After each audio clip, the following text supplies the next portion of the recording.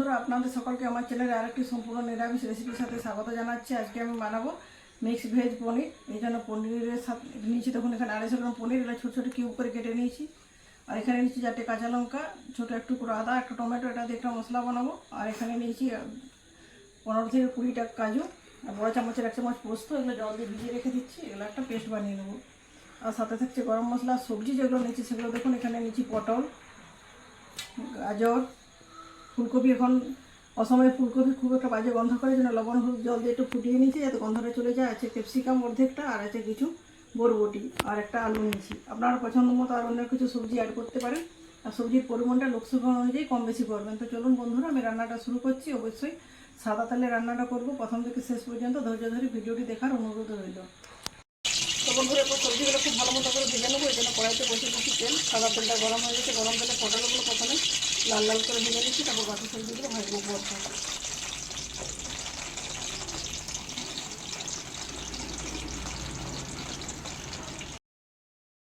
দেখুন, পটলটা খুব ভালো মতো ভাজা হয়ে গেছে। তো ভাজির সাথে তেল ঝরিয়ে পটলটা তেল থেকে তুলে নিচ্ছি। এরপর প্রথমে ভেজে নেবো ফুলকপি, তারপর বাকি সবজিগুলো পরপর ভেজে নিচ্ছি। ফুলকপিটা একটু ভাজিয়ে নিচ্ছিলাম, খুব সাবধানে ভাজতে হবে।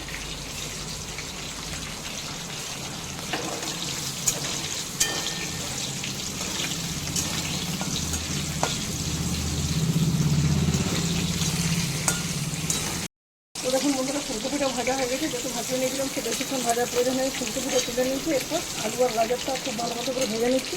সব হচ্ছে বরবটি আর ক্যাপসিকামটাকে জাস্ট একটু তেলে 1 মিনিটের মতো ভেজে নিলেই হবে। খুব বেশি ভাজার প্রয়োজন নেই, বেশি ভাজলে ক্যাপসিকামের কাঞ্জিটা নষ্ট হয়ে যাবে। মিনিট 5-এর মতো আলু গাজরটা ভেজে নিই, তার সাথে বরবটিটা অ্যাড করে দেবো। দেখুন বন্ধুরা, সমস্ত সবজিগুলো ভাজা হয়ে গেছে। সবসময় ক্যাপসিকামটা জাস্ট একটু নাড়াচাড়া করে তুলে নিচ্ছি। কড়াইতে অনেকটাই তেল আছে, ওই তেলে বাকি পনিরের রান্নাটা সেরে নেবো।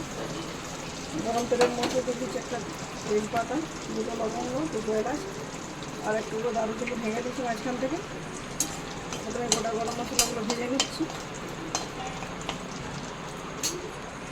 গরম মশলাটা খুব ভালো মতো ভাজা হয়ে গেলে এখানে টমেটো, কাঁচা লঙ্কা, যে আদার যে পেস্ট বানিয়েছি সেই পেস্টটা এখানে অ্যাড করে দিচ্ছি।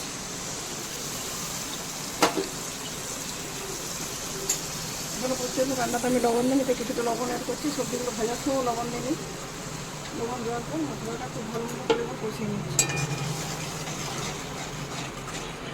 এখন বন্ধুরা, মশলাটা খুব ভালো মতো কষিয়ে নিচ্ছি। মশলা থেকে তেলও ছেড়ে দিয়েছি, যেহেতু নিরামিষ রান্না পোস্ত আর কাজু ব্যবহার করছি।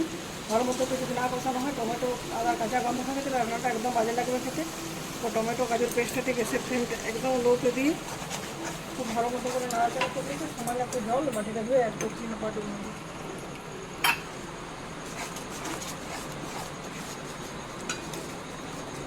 এখন বন্ধুরা, গ্রেভিটা ফুটে রয়েছে। ফুটনটা গ্রেভির মধ্যে ভেজে রাখা সবজিগুলোকেই প্রথমে 3-4 মিনিটের মতো একদম লো হিটে রান্না করে নিচ্ছি। তারপর পনিরটা অ্যাড করে দিচ্ছি।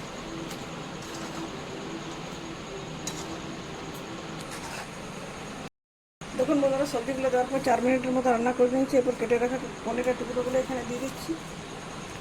পনিরের মধ্যে প্রচুর জল থাকে, যেমন পনিরের টুকরোগুলোকে গরম তেলে সামান্য একটু লবণ দিয়ে 4 মিনিটের মতো রেখে দিয়েছিলাম। তারপর তুলে নিচ্ছি। পনিরগুলো ভালো মতো সেট হয়ে গেছে। পনিরগুলো দেওয়ার পর নাড়াচাড়া করে আর খুব বেশি সময় রান্না করছি না, গ্যাসের ফ্লেমটা অফ করে ঢেকে দিচ্ছি। মিনিট 4-এর জন্য 4 মিনিট পর একটা অন্য পাত্রে ট্রান্সফার করে নেবো। কী খাবারের সাথে আপনি সার্ভ করবেন সেটা আপনার ব্যাপার। আমি গরম গরম লুচির সাথে সার্ভ করবো। তো লুচিগুলো ভাজা হয়ে যাক, তারপর ফিরে আসছি।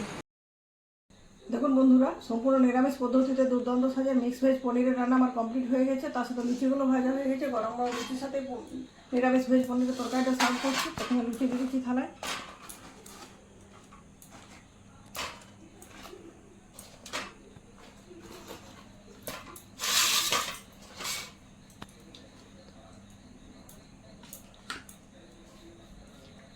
বন্ধুরা, আপনারা অবশ্যই এই পদ্ধতিতে বাড়িতে মিক্স ভেজ পনির বানাবেন।